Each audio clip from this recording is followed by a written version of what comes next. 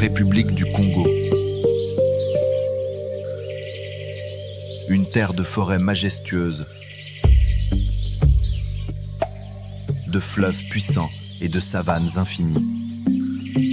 Un pays béni par la nature, riche de ses sols, de ses eaux, de son soleil. Du nord au sud, ces terres offrent des conditions exceptionnelles pour nourrir une nation entière. 342 000 km², 6,6 millions d'habitants, et un taux de croissance démographique qui pourrait porter ce pays à 10 millions d'âmes d'ici 2045. Alors une question s'impose, simple et fondamentale. Comment nourrir une telle population? Avec quels moyens? Avec quelle vision? Face à cet enjeu stratégique, la souveraineté alimentaire n'est plus un idéal lointain, c'est une nécessité. Une urgence nationale. Produire localement, nourrir durablement, valoriser chaque parcelle de cette terre congolaise.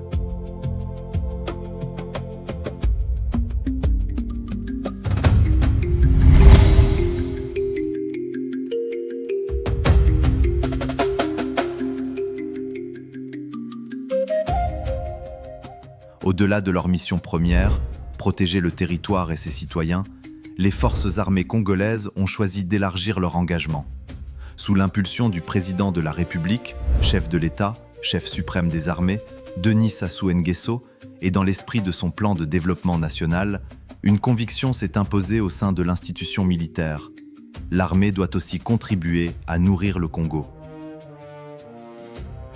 Dans le département du Kwilu et à Pointe-Noire, la zone militaire de défense numéro 1 a relevé ce défi. Sous le commandement du général Jean Olesongo Ondaye, alors commandant de la zone militaire de défense numéro 1, avant sa nomination au poste de ministre de l'Intérieur et de la décentralisation. Plusieurs unités militaires se sont engagées dans une dynamique agro-pastorale ambitieuse, structurée et résolument tournée vers l'avenir. Aujourd'hui, cette vision prend forme sur le terrain. À Makola, dans le district de Inda, à environ 35 km de Pointe-Noire, une première ferme sort de terre aux abords du camp militaire. 3 bâtiments de 130 m² chacun, 14 box par bâtiment, conçus avec précision pour le bien-être animal et l'efficacité de la production. Ici, on élève des porcs, mais pas seulement. Autour de la porcherie, les soldats cultivent aubergines, papayes, bananiers, feuilles de manioc. Un jardin nourricier qui donne couleur et sens à ce projet. L'ambition ? Atteindre 500 sujets d'ici 5 ans, soit une capacité de production mensuelle de 83 porcs, près de 7000 kg de viande par mois, de quoi nourrir environ 20 000 Congolais chaque année.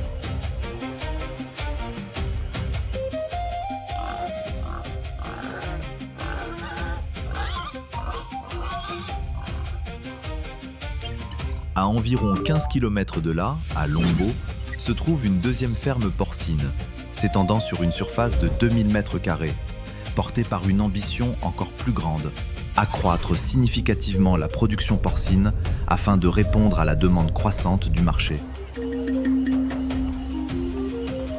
138 sujets aujourd'hui, 16 mâles, 52 femelles et 70 porcelets répartis sur 40 box. L'objectif ? 600 sujets à terme.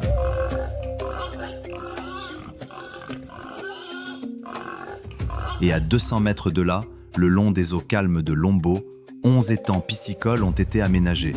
2 grands bassins, 4 moyens, 5 petits. Tous à 1 mètre de profondeur. Une capacité totale de 20 000 poissons, soit environ 24 tonnes de carpes prêtes à être récoltées.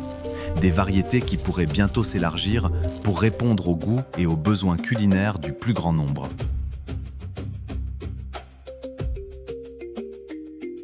Ensemble, les 2 fermes porcines visent 1100 sujets, une capacité globale qui pourrait nourrir 50 000 Congolais par an. Ici, dans ce camp, la discipline militaire a trouvé un nouveau terrain, celui de l'œuf. Sur plus de 3000 m², une ferme avicole a été construite pour accueillir jusqu'à 7000 poules pondeuses. Chaque semaine, des milliers d'œufs sortent de cette ferme, directement destinés à la ration des soldats.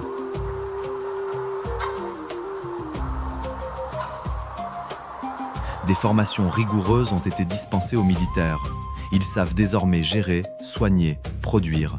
Car derrière chaque œuf récolté, il y a une fierté, celle du soldat qui nourrit ses frères d'armes avec ce qu'il a semé de ses propres mains. Ce projet ne repose pas sur l'improvisation. Une série de formations enchaînées a outillé les soldats à la gestion de ces exploitations, de l'élevage à la pisciculture, du maraîchage à la logistique. Plusieurs structures ont été mises en place et à terme, toutes convergeront vers un point central. L'Economa, l'organe économique de l'armée, qui donnera à cette initiative sa dimension sociale et institutionnelle. Car ce projet porte en lui une âme.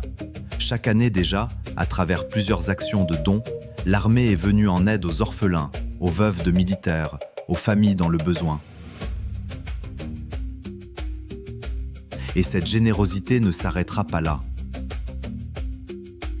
L'ambition est d'étendre ces initiatives au-delà des casernes, vers les communautés, vers les marchés, vers les citoyens. Ce que construit la zone militaire de défense numéro 1 aujourd'hui n'est pas une simple expérience agricole, c'est un modèle. Un modèle qui épouse pleinement la vision du président de la République dans sa marche vers l'autosuffisance alimentaire du Congo. Un exemple que les autres zones militaires de défense sont appelées à suivre, à leur tour, sur l'ensemble du territoire national.